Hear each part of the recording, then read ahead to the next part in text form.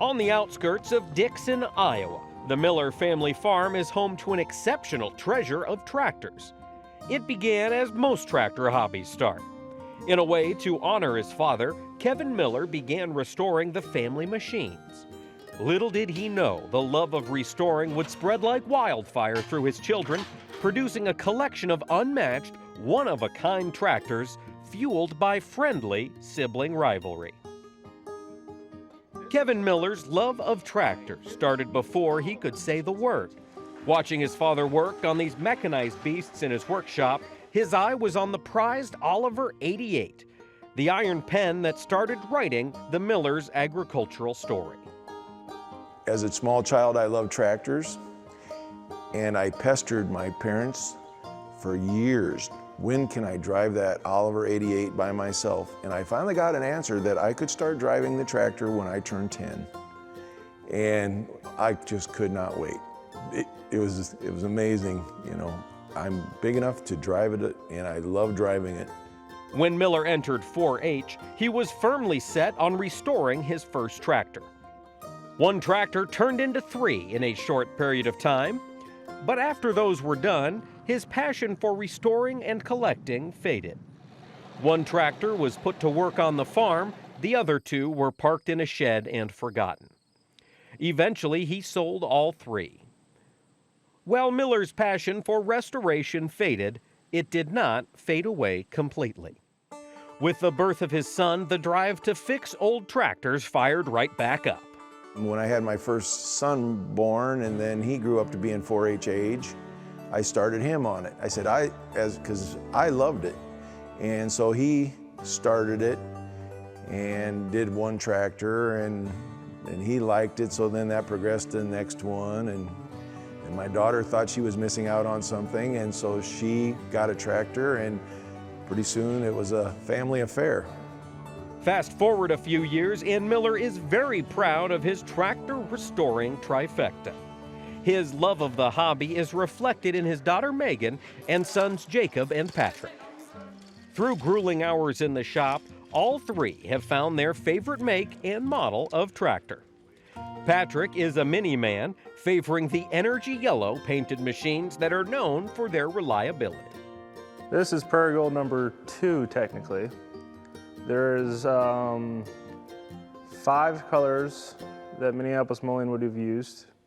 This would be the second one, Prairie Gold number 2. Prairie Gold number 1 was only used a couple years in the late 30s, if I remember right. Prairie Gold number 3 is a lot oranger than that. For Megan, her diverse restoration resume is long, but when asked about her favorite tractor color, she is a daddy's girl. My dad and I both favor red. I started out with a 1066 for my first tractor as an international, and then I moved to a 1566, and then for my last project as a 21-year-old FFA'er, I wanted to do the 1456. That was like my dream tractor all over the years, but we couldn't find one, or it was too far away or whatever, but my dad made sure to get me the tractor that I wanted for my last year. It was pretty cool to get that tractor. And I got reserve grand champion at the Iowa State Fair with that one, and that was the highest award that I had gotten by myself on a tractor ever. Kevin noticed his daughter's desire to be working with the boys at an early age. At the beginning of her restoration career, I'll put it that way, she restored my dad's Oliver and a John Deere, and she did a case with her brother. But she was always the international girl. You know, as she got on after a couple years, she just loved the internationals. Her favorite color's red, like mine. And so she wanted a red tractor, and I think she liked the gold contrast with the red. So she was in it. We always call her the international girl.